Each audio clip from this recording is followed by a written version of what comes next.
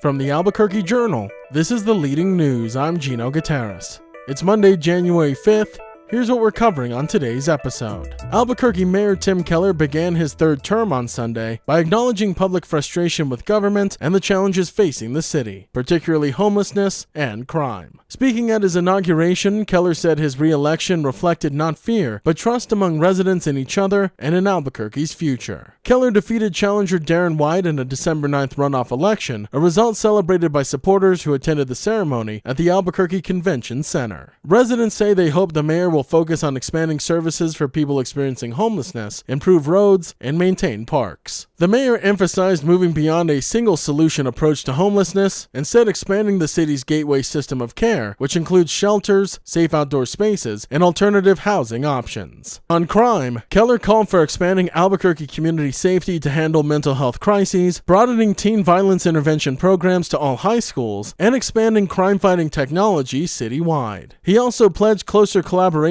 with the City Council to focus on practical solutions. Following Keller's swearing in, 5 city councilors were also inaugurated, with leaders expressing optimism about tackling the city's challenges together. As the federal government moves to narrow which waterways are protected under the Clean Water Act, New Mexico is positioned to maintain protections for many valuable waters through a new state law passed in 2025. The shift follows the 2023 U.S. Supreme Court decision in Sackett versus the EPA, which limited federal authority over wetlands and waterways, reducing protections for ephemeral and intermittent waters that don't flow year-round. In response, New Mexico lawmakers created a state-level pollution discharge elimination system, requiring permits to protect those waters that are no longer covered federally. Environmental advocates say the state law is critical because ephemeral waters feed major rivers like the Rio Grande and Pecos, meaning pollution could spread downstream. Meanwhile, the EPA and Army Corps of Engineers are taking public comment on the new federal definition of, quote, waters of the United States proposed by the Trump administration. That would further restrict federal oversight. Environmental groups argue the proposal goes beyond the Supreme Court ruling and would significantly weaken water protections nationwide. Industry groups, including mining and construction organizations, support the changes, saying they provide clarity and reduce regulatory burdens. Even with federal rollbacks, New Mexico's program still requires funding and rulemaking to be fully implemented, with costs estimated at $8 million annually. Advocates say quickly launching the state program is essential since most of New Mexico's waters no longer have federal protections.